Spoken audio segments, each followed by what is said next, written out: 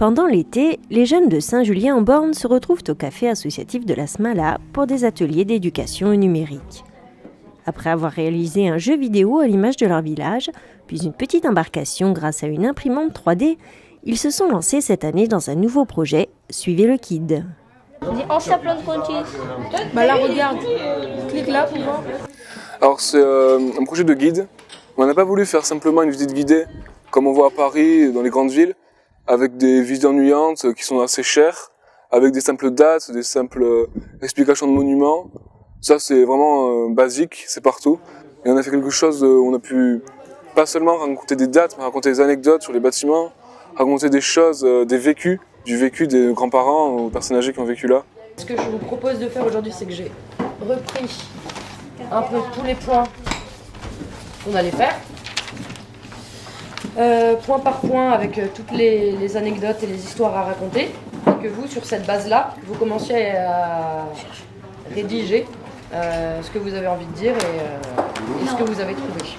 Est-ce que pour répondre aux points, est-ce qu'on a le droit de s'aider d'internet? Ah bah oui, bien sûr, bien sûr. Le travail avec les jeunes, c'est quelque chose qui nous tient à cœur depuis 3 ans, qu'on a lancé ces ateliers d'éducation au numérique. Mais en fait, derrière éducation au numérique, il y a surtout éducation au monde de demain. Et se poser la question du monde de demain, c'est aussi se poser la question du monde d'où on vient, du village. On essaye vraiment de mêler du fun et qu'ils apprennent des choses sans s'en rendre compte, parce qu'ils sont quand même en vacances et ils passent beaucoup de temps au café, etc. Et même il y a des jeunes de Saint-Julien qu'on ne voit pas souvent. Et le truc, c'est vraiment qu'ils arrivent déjà à se rencontrer les uns les autres, qu'il y ait plus de mixité, des gens qui ne se seraient pas parlé normalement. Et en plus de ça, oui, voilà, qu'ils arrivent à repartir avec de nouveaux savoirs. On a le point de vue des gens qui n'habitent pas à Saint-Julien toute l'année, on a le point de vue des habitants de Saint-Julien. Vous allez pas mal à Contis. Et ben voilà, vous pouvez raconter des trucs qui vous ont marqué à Contis, comme c'est la même commune. Est-ce que vous avez déjà visité le phare? Et ben voilà, qu'est-ce qu'on ressent quand on est en haut du phare de Contis? Qu'est-ce qu'on voit? Oui, c'était bien, comme ça on voit de leur point de vue à eux et notre point de vue. Parce que nous on est touristique, du coup on vient que les vacances d'été. Du coup nous on voit que l'été et eux ils voient l'hiver, ils habitent tout le temps là quoi. Après les rencontres avec les anciens, les séances passées le nez dans les livres et dans les archives, l'heure est au dernier préparatif. Nous on a fini, tout est prêt là. On apprend les dates, les derniers préparatifs. C'est bon, hein? Je suis en train de finir d'écrire. Alors, c'est en combien qu'elle a été peinte sur le phare, la spirale? Tu l'avais écrit, tu l'avais trouvé la dernière fois? Oui, mais je sais plus où est-ce que je l'ai écrit. C'était en 1950. Non. Quoi? Tu l'as retrouvé? Je sais pas où est-ce que je l'ai marqué. Regarde. Mais non, mais là, on avait mis vert. On s'est dit comment ça va marcher, de les faire écrire, de leur faire écrire un discours, de les faire réfléchir, de les faire se plonger dans les archives, donc un travail un peu quand même minutieux, intellectuel. En fait, ça s'est très bien passé parce que naturellement, ils avaient cette passion de porter l'histoire de leur village et cet intérêt-là pour la découverte. On peut pas y aller en vélo? Non, on n'y va pas en vélo, on y va tous ensemble à pied. Ok?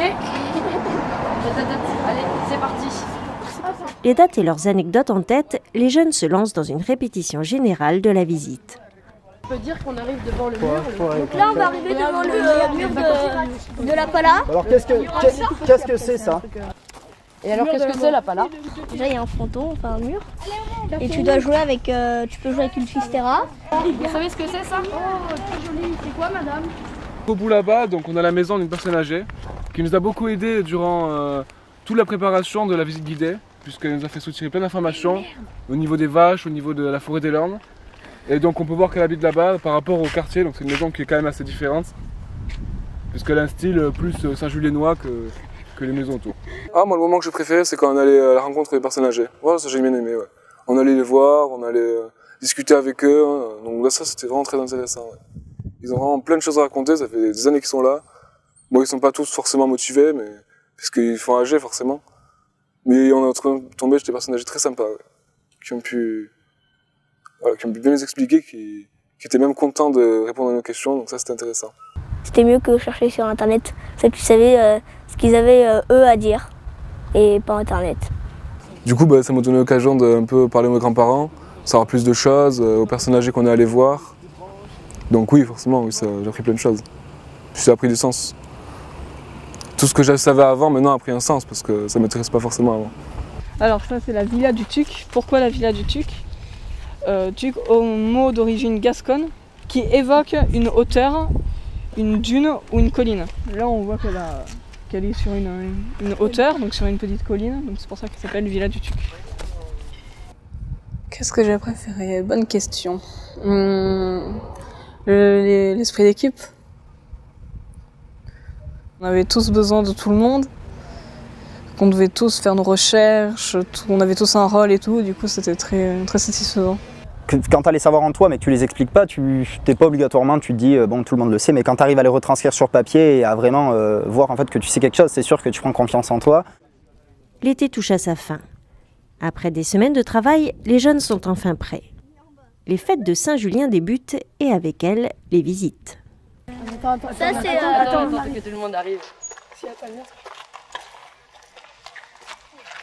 Ça c'est la pala, ça joue à la chistera, la cesta punta et la main nue avec un gant. Alors le nom des rues ici, dans les petits villages, c'est plus le nom des bâtiments ou des personnes qui s'y trouvent.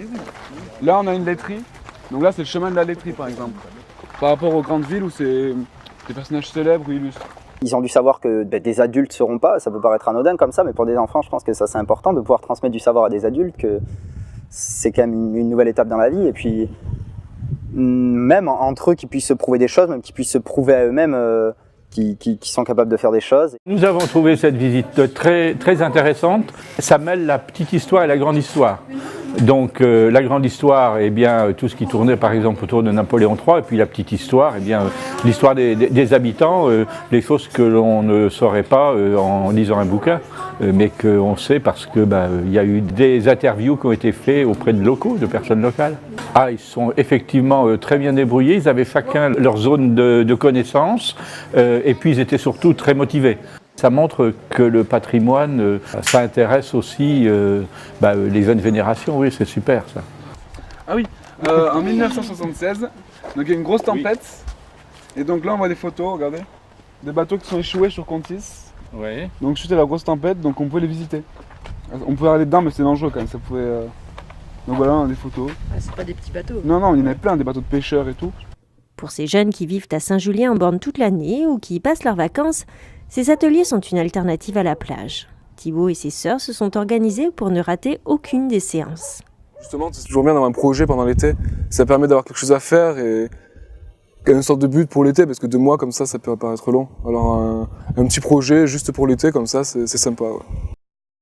Depuis son ouverture en janvier 2017, ce café, qui propose des activités tout au long de l'année, a réussi à recréer du lien entre les générations. J'avais l'impression de me retrouver 50 ans en arrière dans le café du village, avec toutes les générations qui se croisaient, qui se côtoyaient, et une transmission de savoir quelque part, ou de comportement des plus anciens vers les plus jeunes. Et sur les manifestations même culturelles, festives du café associatif, on retrouve des octogénaires et des gamins entre 5 et 10 ans présents sur ce lieu. Et ça, je crois que c'est quand même un plus pour notre territoire, oui. Et rassurant d'ailleurs pour l'avenir. On est convaincu que ça va servir au territoire parce que des jeunes qui sont bien dans leur basket, qui sont bien dans leur village, vont avoir envie de rester. Et ces jeunes-là, si on arrive à leur donner le goût aussi de l'étranger, le goût aussi de ce qui vient d'ailleurs, de la projection dans le futur, de la recherche, de la curiosité, ces jeunes-là peuvent aussi derrière amener des choses de l'extérieur qui vont venir enrichir leur territoire.